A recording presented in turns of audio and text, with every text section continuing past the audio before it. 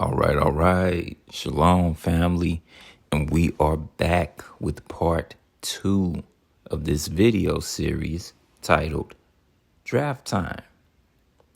So, in part 1, we went over a couple of the prophecies that the prophet Ezra gave in the Apocrypha.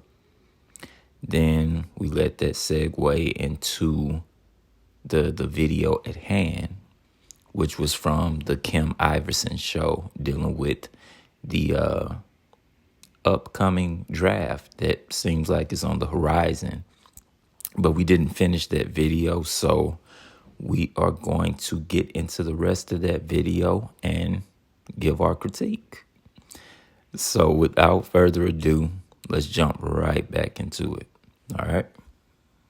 Here's Tucker Carlson talking about what could possibly implement and trigger a draft. And what does it mean to win? Well, the most obvious and often repeated observation about this conflict is totally true. Iran's threshold for victory is very low. It just needs to survive. The regime has to remain intact. Now, in order to change the regime, everyone pretty much agrees you would need ground forces. You'd need troops, boots on the ground, American boots on the ground, in order to do that. And there is zero appetite for that in this administration, much less in the country. Israel would like us to commit ground troops, obviously, but it would take a lot to get us to do that. It would take some sort of terror attack in the United States, probably like 9/11, in order for us to do that. But that hasn't happened yet. We pray it never happens. So at this point, we're not going to commit ground troops, which does sort of put the whole exercise in perspective. If Iran's burgeoning nuclear program was really a threat to our core national security interests, then of course we would commit ground troops, because any threat to our core national security interests merits committing ground troops. But this one didn't. And the people who decided this were told, or believed somehow, that we could effect regime change from the air, because Iran was in a pre-revolutionary stage, and all we needed to do was like topple the head figure, like dominoes cascading. That would set off a chain reaction that installed a pro-Western government in Tehran. That was the argument. These arguments always seem ludicrous. In retrospect, you always laugh at them. Really? Did you really think that? Well, apparently we really did. So Tucker thinks it would take a false flag or terrorist attack, one of the two, in order to get our leaders to want to implement a draft. And that's not far-fetched. That's certainly one of the ways. So as we just heard of Mr. Tucker Carlson, he actually thinks that one of the ways that the government could try to implement a draft is through a false flag or a terrorist attack. So with that being said, don't be surprised if here in 2026 you see more stuff like that start to happen. Okay, like I said, we only 1/3 into the year. It's only the 3rd month according to this particular calendar. And look at everything that's happened thus far. Something to think about. You could see, listening to Tucker, why they took him off of Fox News. This is why they took him off. He's too anti-war. He's like an anti-war liberal. So we got to get him off of Fox News. He would have completely swayed the audiences of Fox News against the war that Israel was implementing in Gaza, and certainly against this war in Iran. And so he had to be done away with and replaced with Jesse Waters, who just rah, rah, rah, war, war, war, all day, all day. And unfortunately, those Fox News audiences, many of them will just listen to whoever's put in front of them and agree with whoever's put in front of them. And what Fox News and all the warmongers and the military-industrial complex wanted to ensure was that the person in front of them was not anti-war Tucker Carlson. And that is why he's not on Fox News. Professor Zhang, he gives a new prediction that Trump will institute a military draft. And this is what he says the reason will be. So let's look at some quick predictions.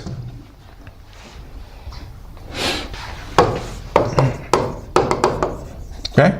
First prediction, of course, is that the U.S. will use ground troops, because using ground troops will create a national draft. And what does a national draft do? It creates a civil war, right? A lot of young people are going to refuse to fight in this war. Well, he got the old school chalkboard. I swear I have not seen one of them since grade school or maybe junior high at best, but I didn't even think they still made those. But what he said is correct. Okay. If they call for a draft, you got to understand these Gen Zers, they different. They're not just going to go willingly and fight in a war. Okay. They're just not going to do that. Okay. And what that's going to do, that's going to cause this government to say that they're draft dodgers, that they're anti-America and things like this. Okay. And what that's going to do is going to cause riots, seditions. Okay. It's going to cause a civil war. Right. But again, can you actually blame these young men? Okay, we're living in a gynocentric society that basically hates men, that demonizes everything that's masculine and tells these young men, or really men in general, that there's something inherently wrong with us. And all the problems in society is because of us. And then you expect these same said men to go and fight for a society or a country that really doesn't care anything about them. Make that make sense. No, they're not going to go willingly fight for a country that sees them as less than human. Okay? But anyway, let's get back to it. And this is going to create protests. Then America will have no choice but to deploy the National Guard. And this will create the recipe for a lot of civil conflict in America. So y'all hearing this, right? This is his particular prediction. And really, him and Tucker Carlson, they both of them seem to be spot on. You know, both can basically lead to civil war. Okay, and it's all centered around a quote unquote draft. Right? But again, having the National Guard deployed, I mean, we pretty much read about this in Second Esdras. Remember, I believe it was in chapter 15, how we read about a man shall desire to go into a city and he won't be able to, or just paraphrasing. Yeah, well, what's stopping him from going into another city? Of course, you have the National Guard deployed. Okay, not allowing people to travel as they would normally. Right? Let's get back to it. Okay? Another thing that will happen is because you use ground troops, you will lose the war, and then CENTCOM, which is the American military in the Middle East, will then transfer over to Israel. Okay. So he has a bit of a different theory on that one. He says, yes, there will be a draft implemented, but that draft implementation is not because we're actually going to use the soldiers in Iran. I mean, of course we will. We'll definitely do that. But it's going to kill two birds with one stone in that it's going to create civil unrest here in the United States because people will protest against a draft. And when there's that civil unrest and the National Guard is deployed onto the population, and you saw a taste of that with the ICE deployments in Minnesota, 2 Americans dead and massive amount of civil unrest. Now, that you think that level of civil unrest, you might have said, well, that was just a bunch of liberals who don't like to follow the law. I can't wait for Americans to keep on with that narrative when it's not illegals who've crossed into America who are, raping our children, which is what the narrative has been amongst those that wanted to get rid of all of the illegals in the country. Not saying they're wrong on wanting to remove people who are here illegally, but the narrative that they have is very hostile. Like, it's rather than just, well, we just want to make sure people follow the law. It's, we have to paint them into evil, like more evil than many of them really truly are. And that same narrative will be pushed on, but this time on Americans. It will be those young men who are draft dodgers. Ironically, Donald Trump is one, but they'll still say, oh, they're a bunch of draft dodgers. Look at those draft dodgers. They just need to get out there and fight for America. These are anti-Americans. They shouldn't even be citizens. They're so anti-American. See? I told you. I told you that's exactly what they're going to say. This is exactly what's going to cause the civil unrest should it happen in this manner. Okay? The young men, they will refuse to fight in this war to be drafted, then the picture that's going to be painted about them is that they are draft dodgers and anti-American. Okay, again, they're not getting down with this particular part of the beast system, because that's really what it is. This is a portion of the beast system. Okay, they're anti-American. That's the picture that's going to be painted should it happen. But we have to throw them at a war. I mean, the narrative is going to become extremely hostile, and it's going to be hostile American against American. It won't be illegals against Americans. It'll be Americans against Americans. And the rhetoric will ramp up, and you'll see a lot of them bots online who are actually the IDF's, cyber units that are out there trying to stir this unrest and trying to get people to think that young men who don't want to serve in the war are evil, anti-American, anti-Semites. And so he's saying that this will actually be used to foment the Civil War, that once the Civil War gets going, then, you're starting to implement Steve Bannon and Miriam Adelson and Alan Dershowitz's plan, which is to have Trump serve a third term. And that is really the only way to get a president into a third term. We do change presidents even during time of war. So war with Iran is not enough to keep a president in power. You would need a civil war. You would need something America hasn't seen. And they're trying to foment that here. And you know what's funny about that? Here at the beginning of March, we had a blood moon. Okay, and I've done plenty of videos about blood moons and what they represent, which they represent impending doom. Okay, again, the outline for the signs in the sky, what they represent is in the beginning of the sacred text, the Bible. It's in the book of Genesis 1, I believe in the 14th verse. Okay, but the fact that we had that particular blood moon here in 2026, really, what was it, right after what happened with Iran, if my memory serves me correctly? But it was still around the time, which is very telling. But that particular blood moon, which I believe was a total lunar eclipse, okay? Do you all realize that that particular type of blood moon, a total lunar eclipse, there's not going to be another one until 2028, which, not so coincidentally, is the next presidential election?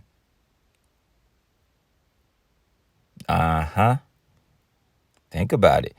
Right now, what is she talking about? She's talking about how they're trying to put forth a plan for Donald Trump to serve a third term. Now, what is the likelihood that the next total lunar eclipse is going to be the same year as the next presidential election? That's just really something to think about. Okay? But anyway, let's get back to it.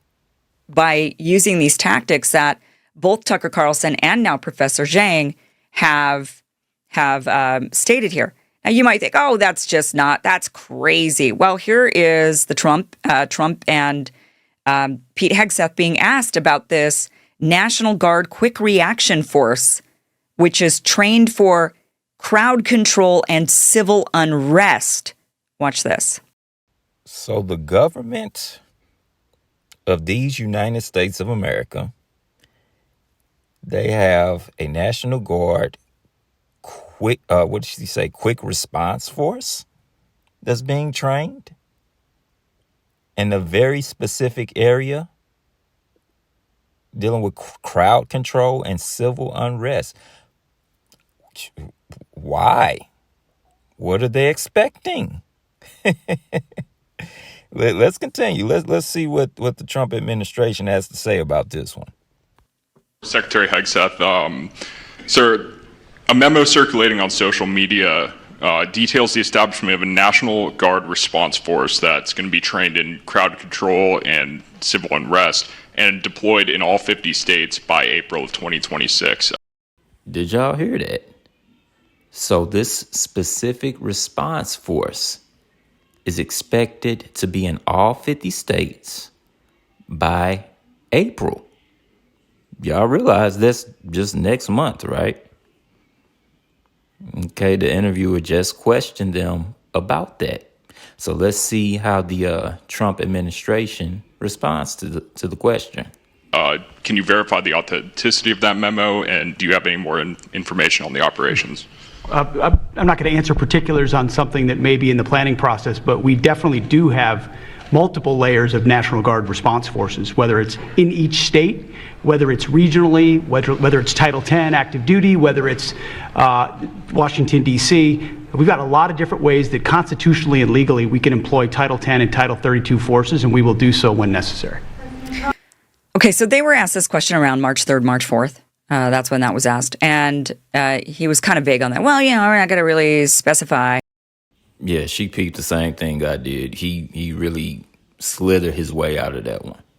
Well, now it has been confirmed. This is from the U.S. Department of War website. This was published March 10th. The 260th Special Purpose Brigade activated to strengthen security in the nation's capital. The District Columbia National Guard activated the 260th Special Purpose Brigade at the D.C. Armory March 7th.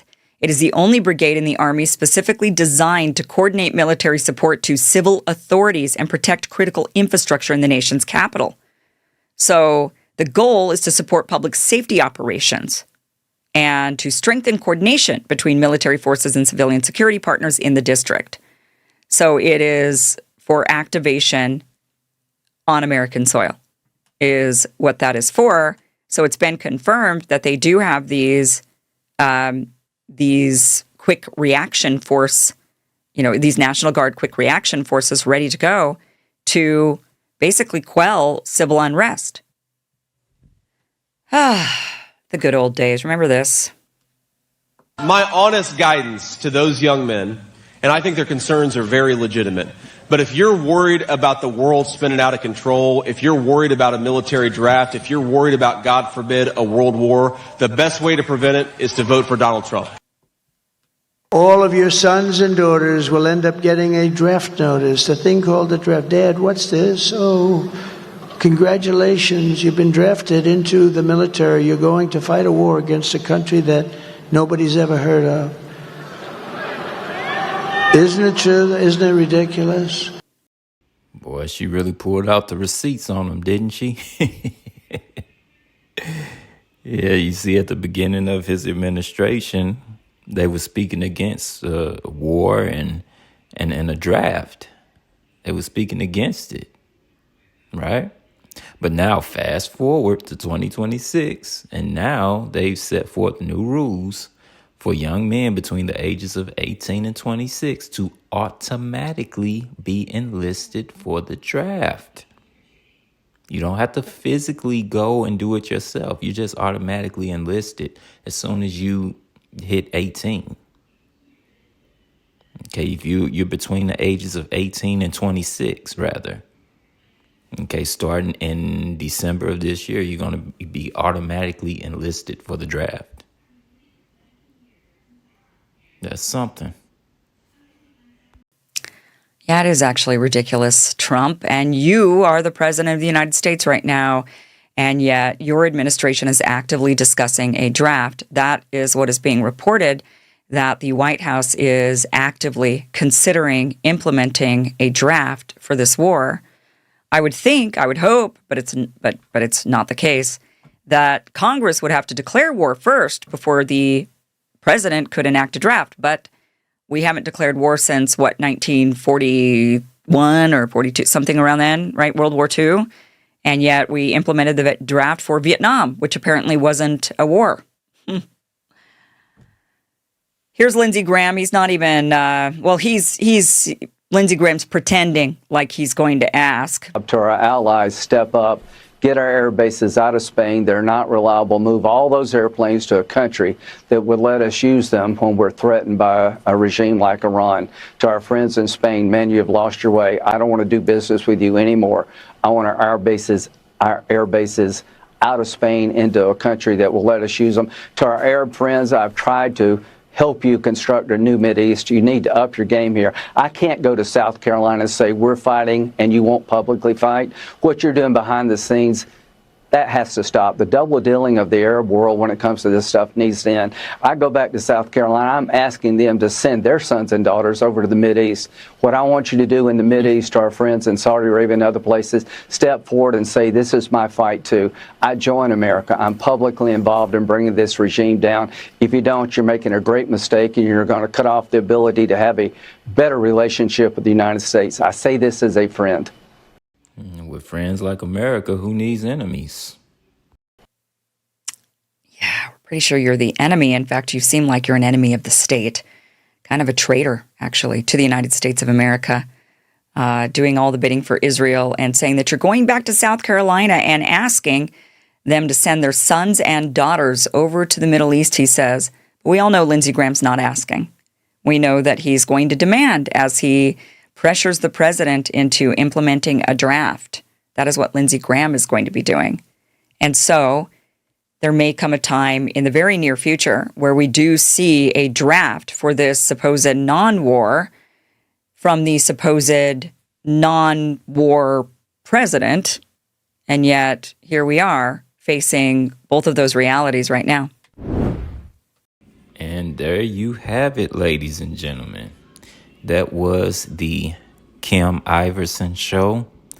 And basically we went over that particular episode and she basically brought out how there could very well be a draft coming up. Okay. Based on the new rule that's been set forth since December of last year. And it's going to come into full effect December of this year, stating that all young men between the ages of 18 and 26 will be automatically enlisted for the draft. Okay, like she said in the video, traditionally you would actually have to physically go to different places to actually be enlisted for the draft. Okay, but now that's not so. You don't have to physically go and do it. They're just going to automatically enlist you if you're between those ages. Okay, and the question begs, why now all of a sudden are they making this rule? They see war is imminent, World War III. Okay, and it lines up with the scriptures perfectly. There's no avoiding it. So they need all the manpower that they can get. Okay? So when we see these things, just know that this nightmare is almost over. Okay? It's just a few prophecies that's left. Okay? A few prophecies. And they're really they're really coming into fruition right now as we speak. Time is really speeding up, okay, especially here in 2026, okay? So, again, be vigilant, stay watching, family, and let's see how this thing plays out. To the next one. Shalom, family.